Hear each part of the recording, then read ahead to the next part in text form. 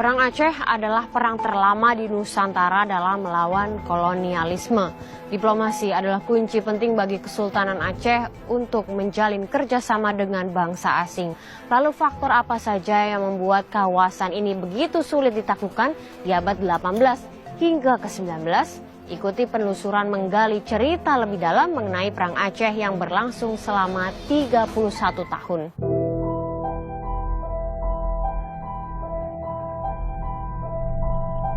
Komplek pemakaman Kerkhof Pecut di Kota Banda Aceh yang terletak di belakang Museum Tsunami adalah saksi bisu pertumpahan darah Perang Aceh dengan Belanda. Nama-nama korban dipahat tepat di pintu masuk menuju makam ini. Kerkhof atau kuburan dalam bahasa Belanda berdiri pada tahun 1873. Sedangkan nama Pecut berasal dari nama anak Sultan Iskandar Muda yang bermakna Pangeran Muda. Kerkhof Pecut menjadi salah satu makam militer terluas di dunia dengan luas lahan sekitar 3,5 hektar. Terdapat lebih dari 2.000 nisan korban Perang Aceh 1,5 abad lalu. Dan inilah makam penting di Kerkhof Pecut. Ialah pemimpin pertama Perang Aceh, Jenderal Johan Harman Rudolf Kohler, yang mendarat bersama 4.000 pasukannya pada 6 April 1873 untuk menjajah rakyat Aceh dengan menyerang Masjid Raya. Bang Maskur, Kohler ini saat memulai Perang Aceh dibantu dengan siapa saja, dan kalau kita lihat ya bahwa banyak sekali nama-nama yang terpampang di depan. Siapa mereka? Ikut bersama dengan Kohler itu ada lebih dari 2.000 orang dan berhadapan dengan 3.000 pasukan Aceh.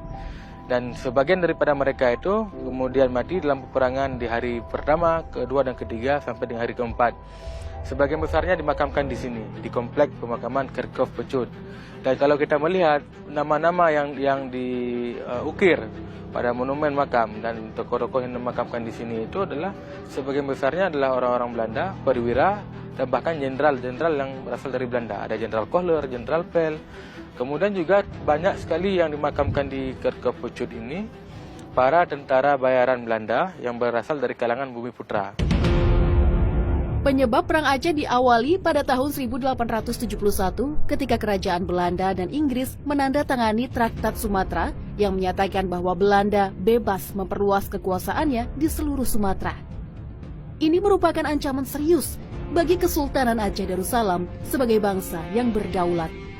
Tercatat, pendaratan pertama Kohler adalah atas perintah Gubernur Jenderal Hindia Belanda, James Loudon.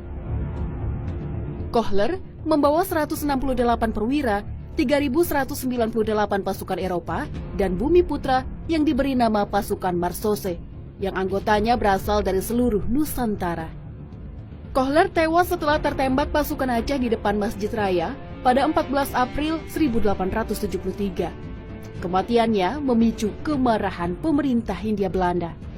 Dalam peperangan yang cukup besar itu 3.000 pasukan Aceh itu, Jenderal Kohler tewas, tertembak di dadanya menembus jantung pada usia yang ke-55 tahun. Nisan Kohler terbilang unik dan megah. Simbol-simbol kebesaran perang melekat menemani sang jenderal perang. Meski Kohler dikenal cerdas, namun perkiraannya menaklukkan Aceh akan mendapat jalan mulus ternyata keliru. Hal tersebut disimbolkan dengan ular yang menggigit ekornya sendiri.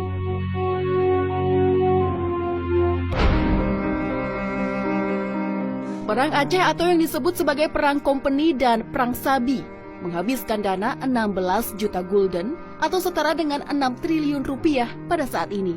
Sedangkan biaya tahun 1875 naik menjadi 9,5 juta gulden yang setara dengan 9 triliun rupiah.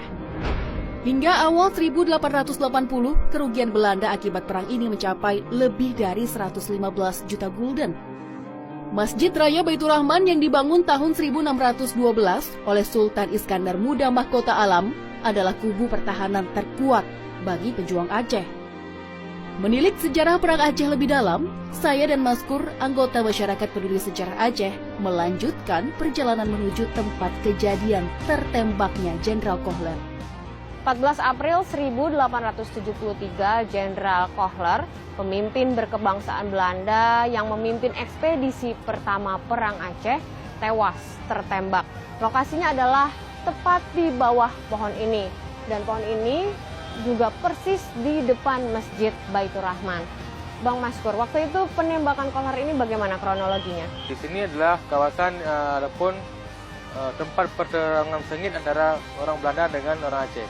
Nah, kohler tertembak pas di bawah pohon gelumpang, saja pohon gelumpang yang kemudian dilakap dengan pohon kohler. Arah pelurunya dari arah selatan, seberang selatan Sungai Aceh, itu menghadap salah seorang sniper Aceh di sana, itu menembak, membidik kohler dan terkena di bagian dadanya. Nah, pada saat itu dia mengatakan, "Oh Tuhan, aku tertembak." Dalam catatan literatur perang Aceh, nama Teuku Imam Lengbata adalah seorang panglima perang Aceh yang diduga sebagai penembak kohler.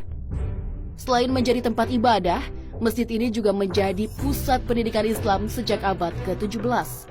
Satu hal juga yang menarik saya ingin katakan bahwa dalam masa perang ekspedisi pertama, juga salah satu korbannya itu adalah Imam Masjid Raya Baitur Rahman, yang pada saat itu beliau memeluk mushaf Al-Quran, dan mushaf itu berlumuran darah dan kemudian hari ini disimpan di Leiden. Museum Negeri Aceh di Kota Banda Aceh berumur 105 tahun ini menyimpan cerita heroik dan peninggalan para pejuang Aceh. Wani, kurator museum, menunjukkan lukisan besar yang menceritakan pendaratan agresi militer Belanda ke Aceh pada 9 Desember 1873. Ya, ini adalah gambaran betapa dahsyatnya Perang Aceh pada tahun 1873. Dan ini adalah gambaran pada saat agresi kedua Perang Aceh. Kak Wani, berdasarkan apa gambar ini, Kak?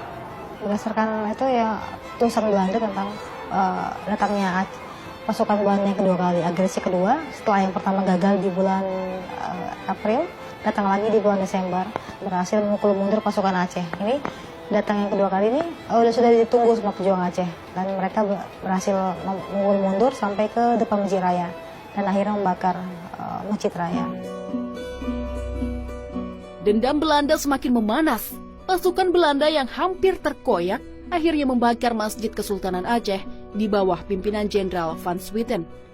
Betapa terluka rakyat Aceh kala itu, masjid kebanggaannya lenyap seketika. Untuk merebut kembali hati rakyat Aceh, akhirnya tahun 1879 Gubernur Sipil Militer